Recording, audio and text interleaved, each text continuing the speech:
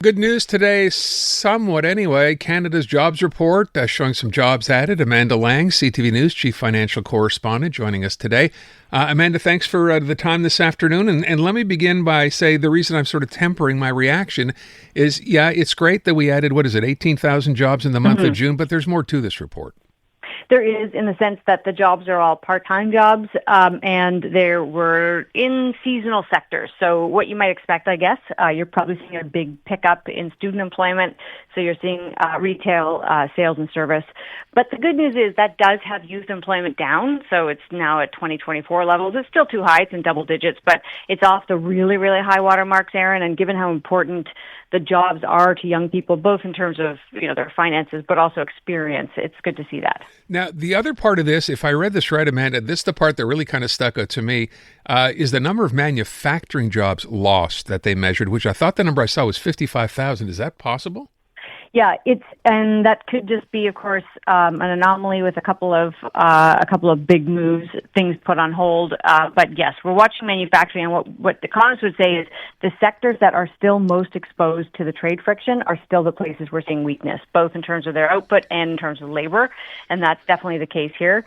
I mean, you could say we do have reason for a little bit of optimism on that front. You're probably going to see pickups, right, in certain sectors, including in the sort of defense industrial. We've got that big submarine project. You've got pipelines coming online. So all of that will kind of feed through. But right now, we're still seeing trade weakness, and that's really, where the focus of the weakness is.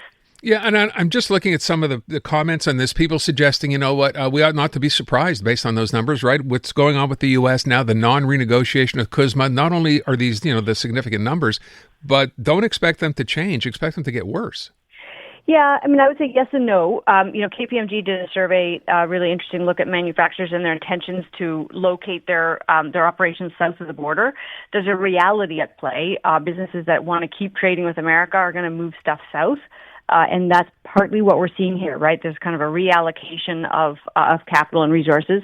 But again, longer term, we do have kind of industrial strategy at play that hopefully will catalyze some growth here. It takes a little bit longer, so this might be, something we're talking about next year.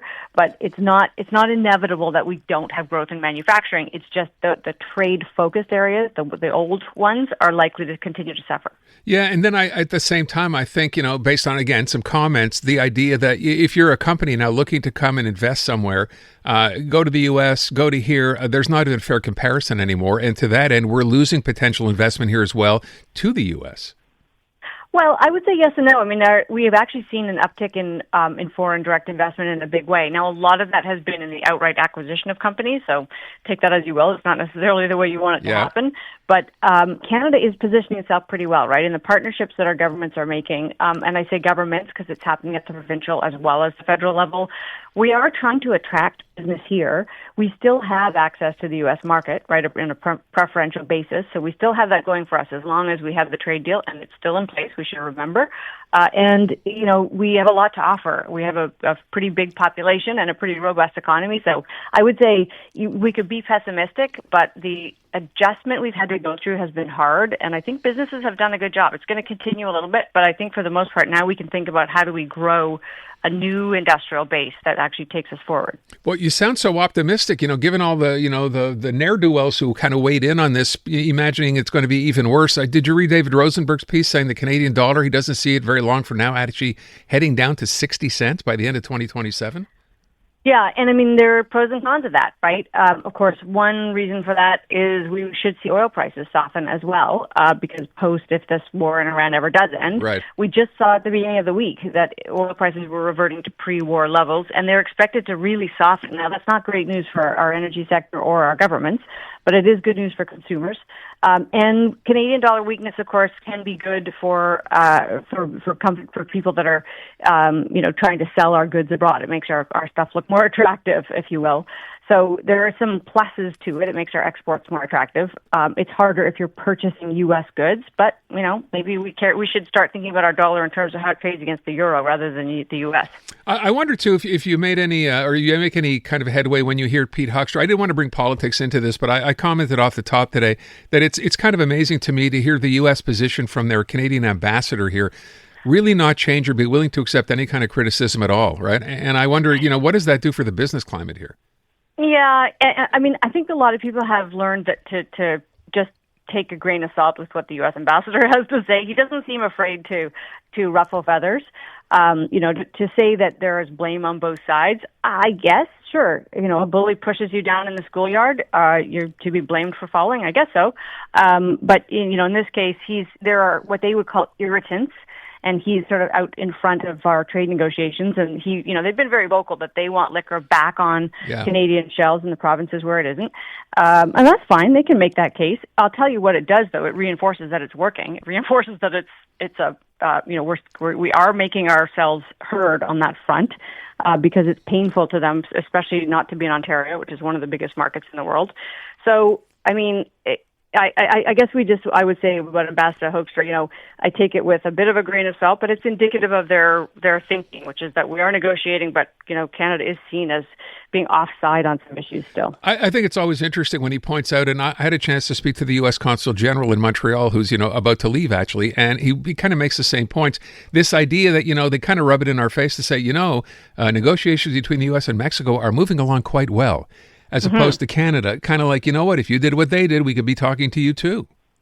Yeah, and I mean, I recently interviewed Josh Shapiro, the governor of Pennsylvania, and even from somebody as kind of thoughtful as that, who's not a pro-Trump guy, right, he's a Democratic governor, he still sort of says, Canada has to behave fairly on trade. Most Americans across the spectrum have bought the story that somehow we are getting one over on America in our trade agreement. So we are going to have to give some things up. It's why I think you see our government so aggressively pursuing other agendas, right? We got to trade elsewhere because at least with this set of leadership, and as I say, it's across not just the federal leadership in the U.S., but across the states as well, there is this perception that something has to change.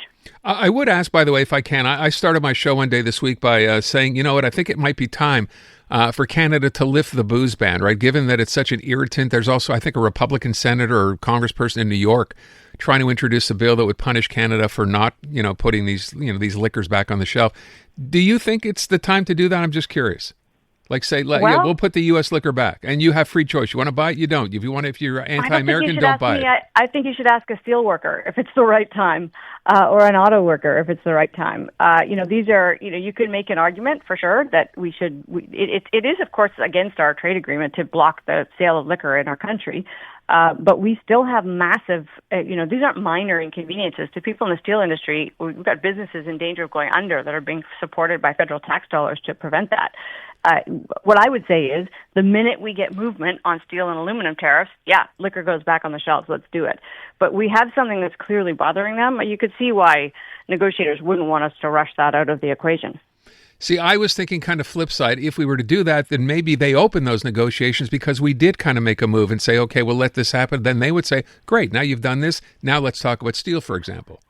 Sure. If they give us an indication that there's a quid pro quo, I'm all for it. But I don't think we should be playing nice guy with folks that have shown themselves not to be very nice. Fair enough.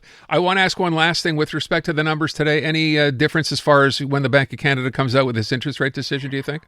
I think the analysis is that a hold is still the most likely scenario because we did see, it's a pretty robust market. The one thing I would note is that, again, wage growth is very elevated, right? It's way north of 3%. That has got to have the bank's attention. But with some signs of the end of the war in Iran, and what oil prices did this week, it's possible that they'll just take the opportunity to hold and just wait for more data.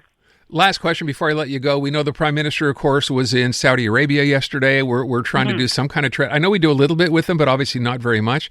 Do you have an impression after what you saw or heard that that's going to change?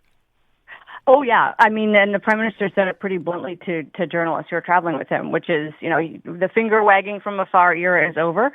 We're going to be pragmatic. We're going to do business. And this is a shift in tone that's not just with Saudi Arabia, which has an atrocious human rights record, but also India with, we've accused it of foreign interference to the point of attacks on our soil, and China, which also has a dismal human rights record.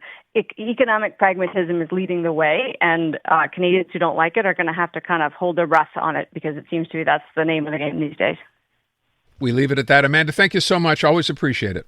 Hey, I'm Ruby Carr, the host of the podcast Encore. Check out our brand new episodes featuring music from the show that everyone is reheating as we speak, Heated Rivalry. Join me as I go behind the songs that brought Shane and Elia together. I'll tell you the stories of Feist, My Moon, My Man, Wolf Parade's I'll Believe in Anything, and Tattoos, All the Things She Said, and how they all became a part of this global phenomenon. Stream Encore on iHeartRadio, Crave, or wherever you get your podcasts.